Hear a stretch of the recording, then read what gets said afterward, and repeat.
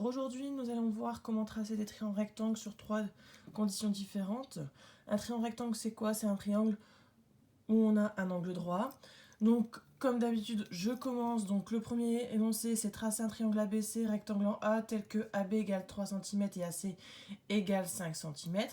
Donc, je vais commencer à faire une figure à main levée. Rectangle en A, c'est-à-dire, ça veut dire quoi? Ça veut dire que c'est là où il y a l'angle droit. Donc ici, c'est mon point A, B et C. AB mesure 3 cm et AC 5 cm. Je vais commencer par tracer mon segment de 5 cm. Tracer mon segment AC de 5 cm. Je place maintenant l'équerre au sommet de mon point A pour tracer donc une demi-droite pour former mon angle droit. Donc j'ai tracé donc ma demi-droite ici au sommet A. Je marque au sommet A que c'est ici un angle droit. Je vais prendre mon compas et je vais prendre une ouverture de 3 cm.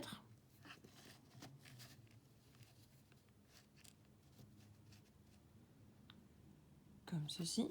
Je vais le pointer ici en A et je vais mettre un arc de cercle ici sur ma demi-droite. Et je vais faire, donc ici, c'est mon point B. Maintenant, il me reste quoi à faire? C'est de relier mon point B et C. Un triangle, donc ABC, rectangle en A, où j'ai AB 3 cm, AC 5 cm.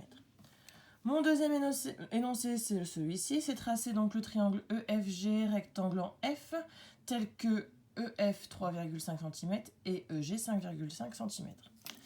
Donc je fais toujours ma figure à main levée. Il est rectangle en F, donc où il y a l'angle droit, ça va être mon point F, E et G. EF 3,5 cm et EG égale 5,5 cm. Alors,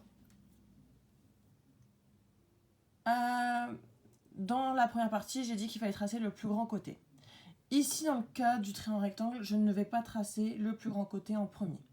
Je vais tracer quoi? Je vais tracer mon segment FE de 3,5 cm. Donc je place mon équerre. Et je fais 3,5 cm. Donc j'ai fait mon segment FE de 3,5 cm. Je place mon équerre au sommet F pour tracer mon angle droit. Et tracer ma demi-droite. Donc j'ai tracé ma demi-droite et j'ai marqué mon angle droit à mon sommet F. Maintenant, il me reste quoi à faire? Il me reste à tracer mon segment EG. Comment je vais faire? Je vais prendre mon compas avec un écartement de 5,5 cm.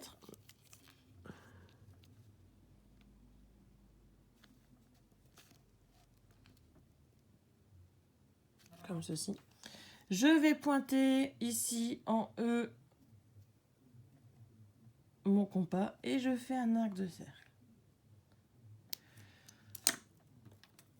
Et j'obtiens de ce fait-là, ici, mon point G. Il me reste quoi à faire? Il me reste à tracer mon segment EG.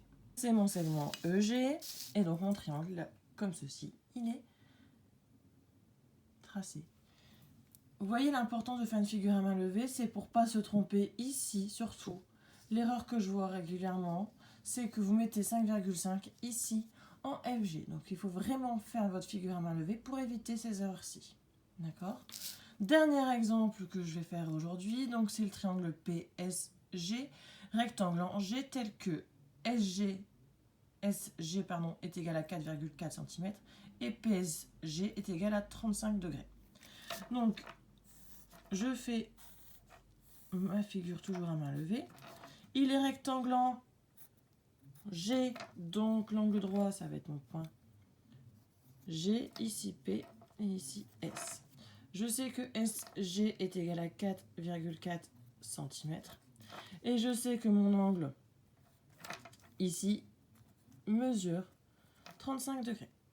Donc par quoi je vais commencer? Je vais commencer par tracer mon segment GS de 4,4 cm. Mon segment GS est tracé. Je vais tracer donc ma demi-droite ici à mon sommet G pour former l'angle droit. D'accord? Donc j'ai tracé donc ma demi-droite ici pour former l'angle droit. Donc je le marque mon angle droit. Il me reste quoi à faire? Il me reste à former donc mon angle de 35 degrés. Donc ici, je mets mon rapporteur au sommet S. Mon segment, il est de ce côté-ci, donc je vais prendre les zéros, le 0 intérieur. Donc je suis à 35 degrés, donc je vais être ici. Maintenant, il me reste à quoi? Il me reste à faire, c'est de faire ma demi-droite qui est d'origine S et qui passe par la petite marque que je viens juste de tracer.